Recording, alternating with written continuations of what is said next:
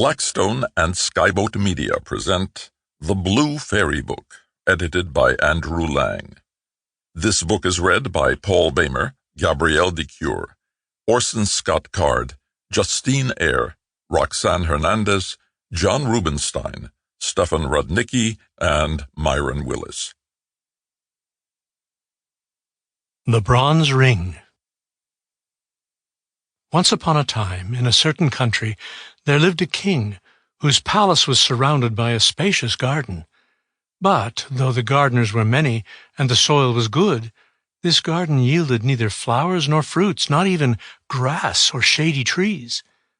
The king was in despair about it, when a wise old man said to him, "Your gardeners do not understand their business.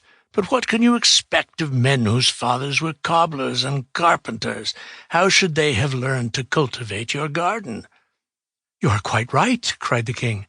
"Therefore," continued the old man, "you should send for a gardener whose father and grandfather have been gardeners before him, and very soon your garden will be full of green grass and gay flowers, and you will enjoy its delicious fruit." So the king sent messengers to every town, village, and hamlet in his dominions to look for a gardener whose forefathers had been gardeners also, and after 40 days one was found. "Come with us and be gardener to the king," they said to him. "How can I go to the king?" said the gardener, "a poor wretch like me." "That is of no consequence," they answered. "Here are new clothes for you and your family." "But I owe money to several people." "We will pay your debts," they said. So the gardener allowed himself to be persuaded, and went away with the messengers, taking his wife and his son with him. And the king, delighted to have found a real gardener, entrusted him with the care of his garden.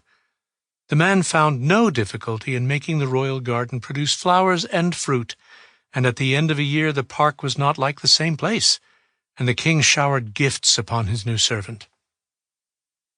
The gardener, as you have heard already, had a son, who was a very handsome young man with most agreeable manners, and every day he carried the best fruit of the garden to the king, and all the prettiest flowers to his daughter. Now this princess was wonderfully pretty, and was just 16 years old, and the king was beginning to think it was time that she should be married. "My dear child," said he, "you are of an age to take a husband. Therefore I am thinking of marrying you to the son of my prime minister." "Father," replied the princess, "I will never marry the son of the minister." "Why not?" asked the king. "Because I love the gardener's son," answered the princess. Sample complete. Ready to continue?